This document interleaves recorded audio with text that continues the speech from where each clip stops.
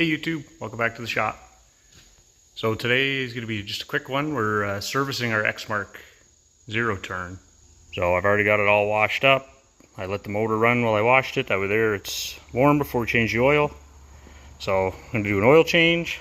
I've got a new air box for it. The old one, we lost the lid. I've had tie wire trying to hold the filter on. So I was able to order a whole new assembly with the new air filter and everything. Change the oil.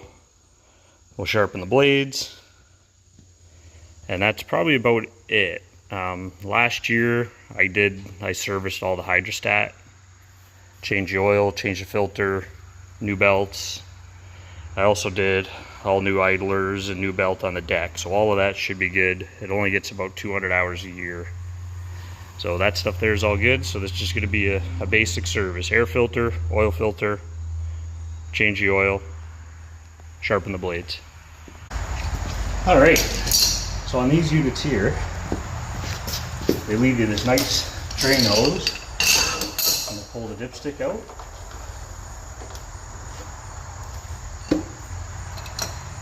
Undo the cap on this hose.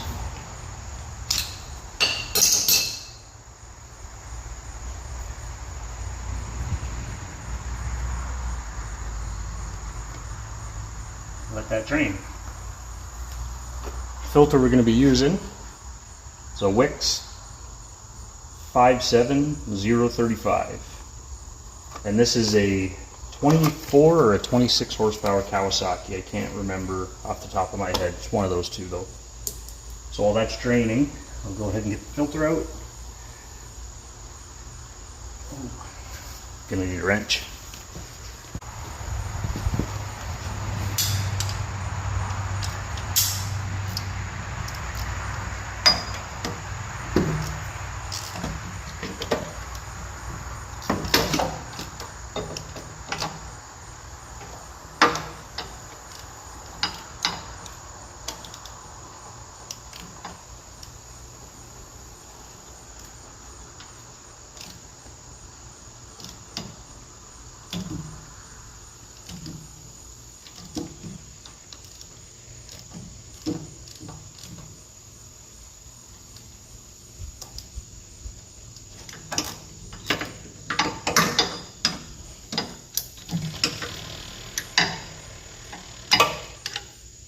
There we go. It's definitely an awkward spot to get the filter out of.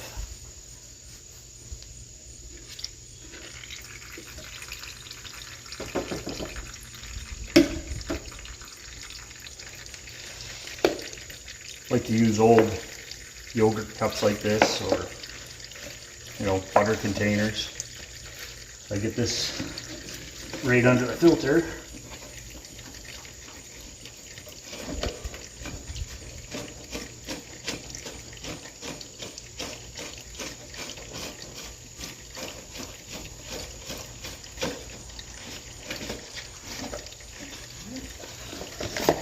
You catch the filter and hopefully most of the oil would.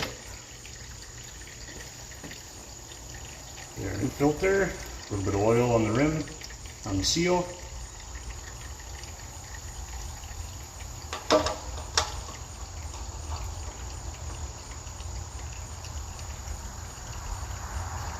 Spin it back on. Wipe up my mess.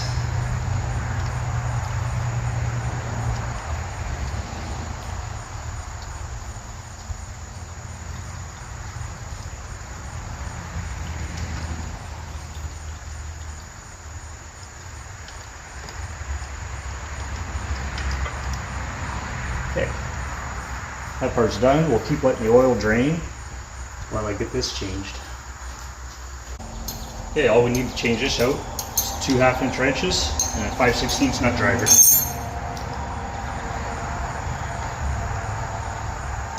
Undo the hose clamp.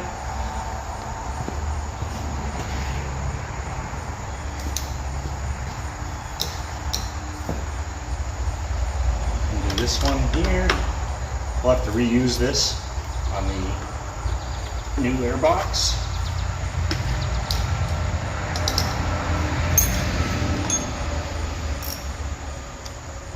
And there's 2 1/2-inch nuts back here.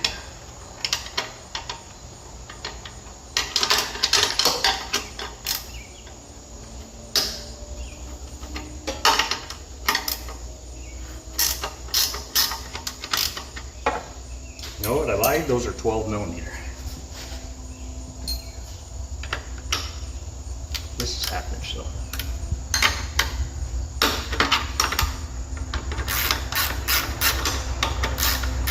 You know, I just thought of it. I think I'm going to reuse the factory bracket. That one's plastic, and this one's metal. I think I'd like to keep the metal one.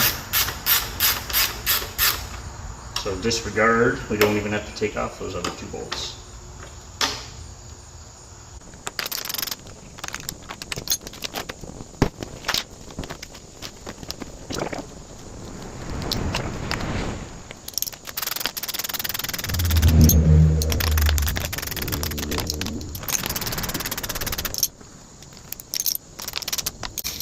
Alright, that's a wrap. You always want to make sure this is facing down. That's to drain any moisture or water that gets in there out.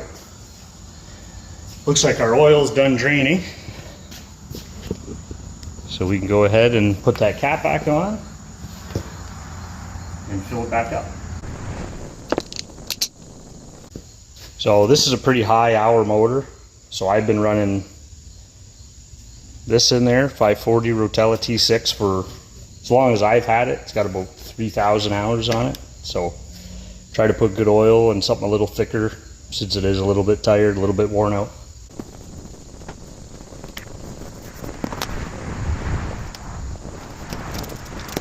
While the funnel's draining down, I noticed one of the bolts on the hydrostatic reservoir was loose. So I just went ahead and added a lock washer to both of the bolts. Now we'll go ahead and check the oil in the hydrostatic reservoir as well. It takes a special oil. I think it's 020. There's only a couple brands that I could find. But oil level in there looks good.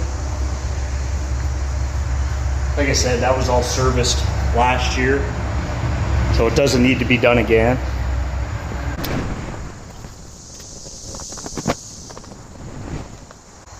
Almost there, we're at the add mark. So we'll actually go a little over full.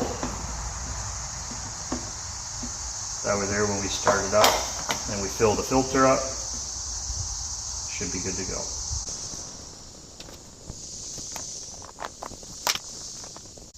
Okay, that looks good.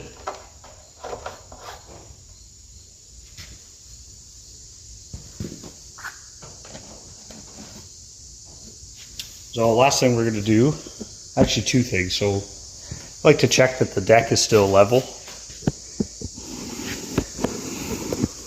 So I'll go ahead and pull the blades, sharpen them, and then we can check and make sure that the deck is level left to right and make any adjustments if we need to. Alright, I got it jacked up and supported at the back, and I got the deck up at its highest position. I'm going to go ahead and zip off the 3 blades, and then we'll go ahead and sharpen them.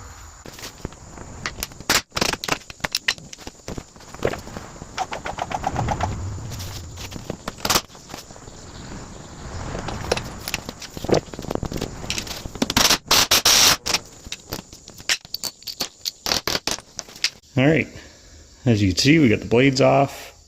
They're definitely due. They're not too bad, but I usually like to sharpen them once a year. I just hit them with a flap wheel real quick. I don't do anything too fancy.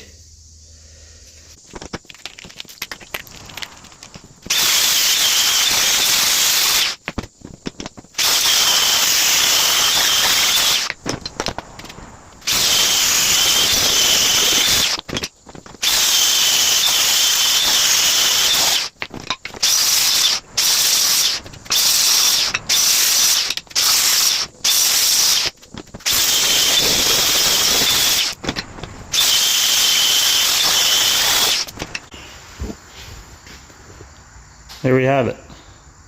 That's all these need. I don't go anything more than that. Try to go even on each side. Never had a problem in 15 years of sharpening blades like that. I'm going to put a little bit of anti-seize on the splines here and on the threads before we throw these all back in.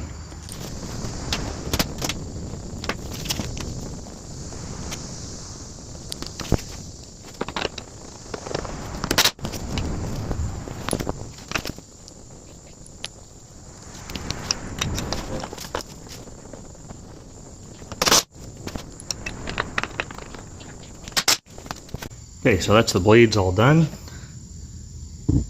Underneath the deck. So while I got it lifted up, there's a few spots I'm going to go ahead and grease each of the wheels. There's a couple pivot points at the back of the deck to be greased. And then the pivot points here where the deck lifts and lowers. So I'll go ahead and grease all of those. And then we're all done. Ready to cut grass again.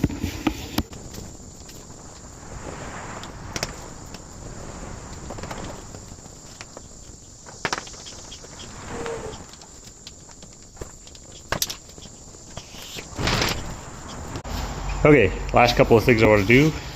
I'm going to go ahead and check the tire pressure in my rear tires. The fronts, I believe, are foam filled.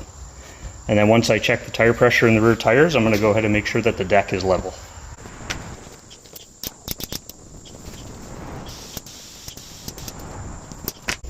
So that's a good reason why I always check to make sure that the tire pressure is good before I check my deck level, because that tire there was about 10 psi lower than that tire, so there's obviously a slow leak on that one.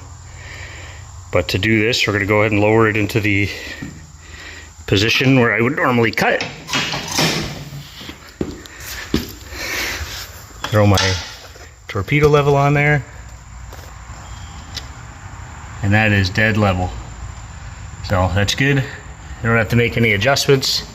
It's going to cut nice and level. As always, thanks for tuning in.